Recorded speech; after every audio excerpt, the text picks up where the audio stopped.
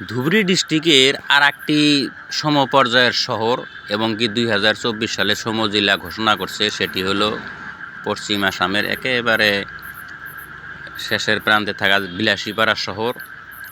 সাংসারিক একটি কাজে এসে এই বিলাসীপাড়া শহরে একটু বিলম্ব হয়ে গেল, তাই গান্ধী পয়েন্ট থেকে আমি সোনামুখী অভিমুখে একটি টোটোতে উঠে যাত্রা শুরু করলাম। প্রিয় বন্ধুরা, সবাইকে আসসালামু আলাইকুম। যে যেখানে আছেন সবাই আশা করি ভালো আছেন।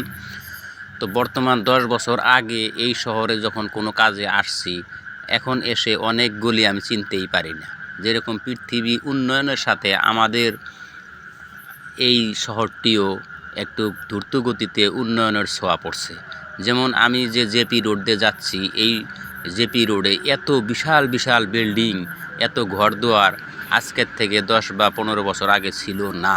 তাই আমি দেখে ধাঁধা লেগে গেছি যে এটা শুধু আমি সেই সমজেলা বিলাসীপাড়া শহরে না অন্য কোনো মহানগর বা সিটিতে চলছি। তো যাই হোক, আমি ইতিমধ্যে বিলাসীপাড়া শহরের পূর্ব প্রান্তে এসে গেছি। এখানে রয়্যাল একাডেমির সামান দিয়ে আমি চললাম, যেটা বিলাসীপাড়া ও বেলতলির মাঝে প্রধান পথ এবং শহরের সংলগ্ন এবং মুখ্য পথ বাইর হওয়ার জন্য সেই রেল গেটের পাশে এসে গেছি।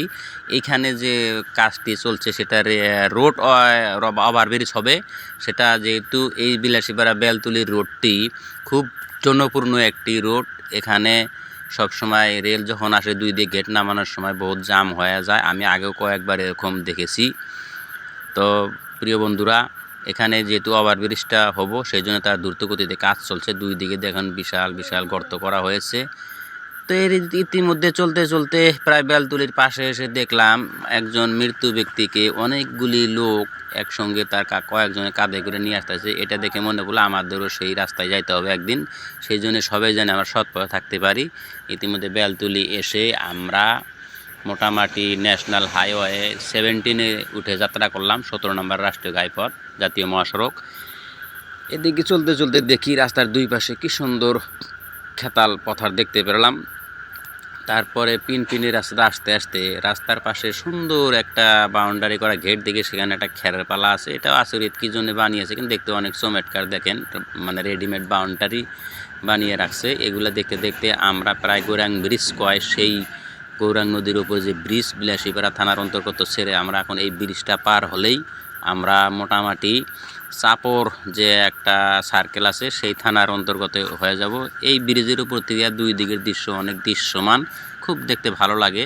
পাহাড়ি একটা জায়গা, সেরকম উঁচু পাহাড় না, চালা পাহাড়, আমরা ঘরোয়া ভাষা যেটা বলি চালা পাহাড় আর কি। তো সেখান থেকে আমি গৌরাং ব্রিজ বাজার ছেড়ে আবারও এক চালা পাহাড়ের মাঝ দিয়ে একটি রাস্তা, এখানে কিছু হালকা বসতি আছে, মানুষজন ইরি ধান গাড়বে সেগুলোর পেছনে উঠাইতেছে। ভালো লাগে জায়গাগুলো দেখতে। মাঝে মাঝে পাহাড়, টিলাটালি ছোট ছোট পাহাড়, তার ফাঁকায় ফাঁকায় অনেক মানুষের ধান খেতে চাষ করছে। গাড়ির থেকে এগুলো দেখতে অনেকটা ভালো লাগলো। বিলাসীপাড়ার অন্তর্গত যেটি ল কলেজ আইন মহাবিদ্যালয় হচ্ছে, সেই কলেজটিও আপনাদেরকে দেখিয়ে দিলাম। এটা হলো মহিলা আদর্শ মহাবিদ্যালয়। এটিও বিলাসীপাড়া থানার বিলাসীপাড়া সাব ডিভিশন বা বিলাসী সমজেলার অন্তর্গত। এগুলো দেখতে দেখতে আমরা চিরাকুটা বাজার পার হয়ে ইতিমধ্যে এটা ফরেস্টের একটা অফিস আছে, সেটাও পার হয়ে আসলাম। এটা জায়গাটা এই চারোদিকে ভাটা থাকে। রাইট সাইডে আমি দেখাতে পারলাম না আপনাদেরকে, বাম দিকে দেখালাম। কত হাজার হাজার লক্ষ লক্ষ ইট বানিয়ে রাখছে। বর্তমানে সব ভাটাতে এরকম বম্বু ভাটা, আগের সে চিকনি ভাটা দেখতে পারা যায় না। একেবারে যে ইটের বম্বুটা বানিয়ে রাখছে, এটা বছরের মনে যতদিন ভাটা চলে। দেখেন রাস্তায় গাড়ি ঘোড়া কম, তার সাথে একটা ঘোড়ার গাড়ি দেখলাম, খুব ভালো লাগলো। সোনামুখী পাওয়ার আগে যে পাহাড়গুলি, এখানে ছায়ার ভিতরে পড়ে গেলাম। সূর্যের আলো আমাদের ডান দিকে হেলিয়ে পাহাড়ের ওপাশে গেছে, মনে হয় রাত আরম্ভ হয়ে গেছে। অবশ্য বেলা বিকেল পড়ে গেছে। বাইকওয়ালা একটা আমাদের সাথে টক্কর করে আসলো, কিন্তু আমরা পারলো না আমাদের সাথে, আমরা ক্রস করে এসে বললাম। আমি সেই গন্তব্যস্থান সোনামুখী পাইছি। সবাই ততক্ষণ পর্যন্ত ভালো থাকবেন, সুস্থ থাকবেন।